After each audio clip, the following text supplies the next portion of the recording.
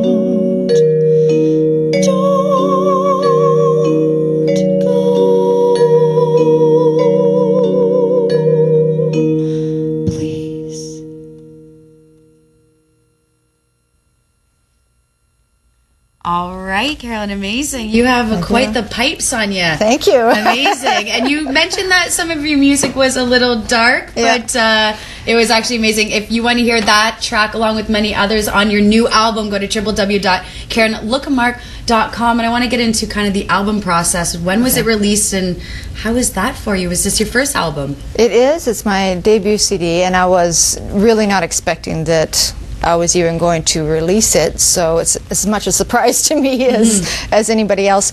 It is 10 years of recording. So I was in the recording studio 4 different times for 4 different projects, and a lot of times just getting a calling card for jazz gigs, or another time was a fellow was writing a musical theater piece, and he asked me to sing the songs so he could bring it to the actors to hear the thing, and so I went in for that another time. It's impressive, like a 10-year span to record an album, because just like in different times of that 10 years you probably influenced creatively differently at those times. So how do the songs, I guess, blend together into the album?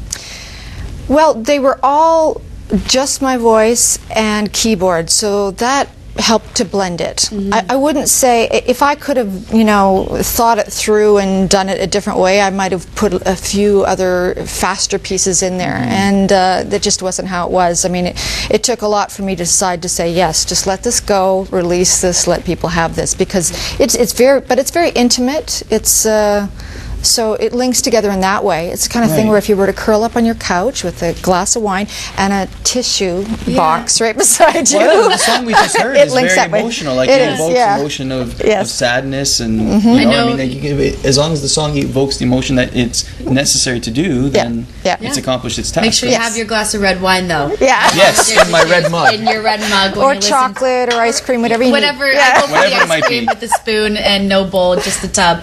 But we have about a minute left. Carolyn, you had a performance, like you mentioned, at Hughes Room, great venue in Toronto. It was. This past Monday. How was the response? Oh, it was great. It was a full house, and everybody was very impressed. So I was just trying to decide where to go from here. I'd like to go to another concert hall or something bigger, but I've got to build my audience, I guess. So we'll see where I end up. Well, the album just came out, so why don't you tell people where they can buy the album? I have a website that I launched at about the same time that I got this CD going. So on there you can go to the link to purchase a CD, and through PayPal you can buy it, and I'll send it off to you. Okay, and Mississauga Arts Council guest. How long have you been a part of that for? Is this your first year being a guest? No, it's not. Oh, first.